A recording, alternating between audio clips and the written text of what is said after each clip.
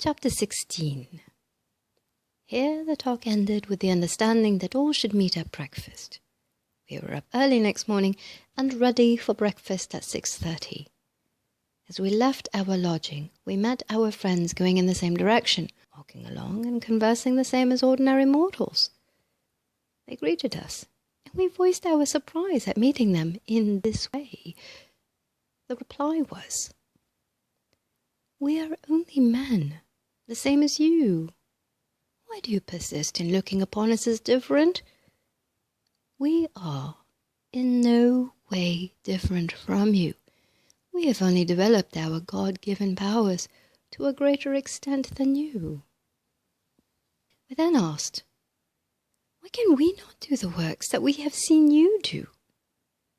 They answered, "Why do not all we contact follow on and do the works? We cannot and do not wish to force our way upon anyone. All are free to live and go the way as they wish to go. We try only to show the easy and simple way, the way we have tried and found very satisfactory." We went to breakfast and the conversation drifted into the ordinary, everyday occurrences. I became lost in wonder. Here were 4 men sitting opposite us at table.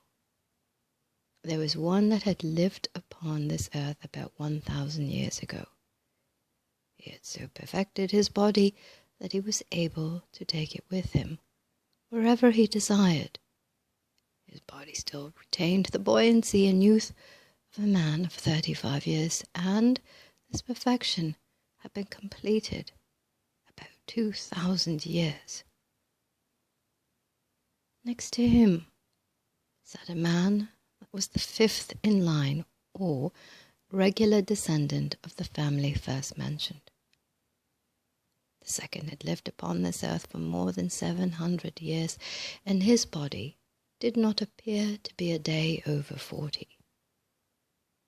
They were able to converse with us the same as any other men would converse. There was Emil, who had lived for over 500 years and appeared to be about 40, and Jost, who was about 40 and appeared to be about that age. All were conversing together like brothers, with not a hint of superiority. All kindly, simple, and yet well-grounded and logical in every word uttered, with no trace of the mystical or mysterious about them. Just plain human beings in daily intercourse with each other. Still, I could scarcely realize that it was not all a dream. After breakfast, when we arose from the table, one of my associates started to pay for the meal. Emil said, "You are our guests here," and held out to the lady in attendance what we thought was an empty hand. But when we looked a second time, there was just the amount of money necessary to pay the bill.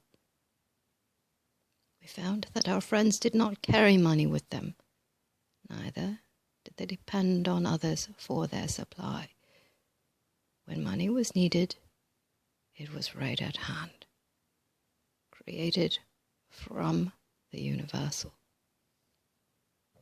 We spent the day with Emil, Jost, and our friend of the records, as we called him, in wandering over the village and the countryside. Our friend recounting in detail many instances which happened in the time of John's sojourn of 12 years in the village. In fact, so vividly were these instances brought to our minds that it seemed as if we were back in the dim past, walking and talking with this great soul, who, to us before this, had seemed but a mythical character conjured from the minds of those who wished to mystify.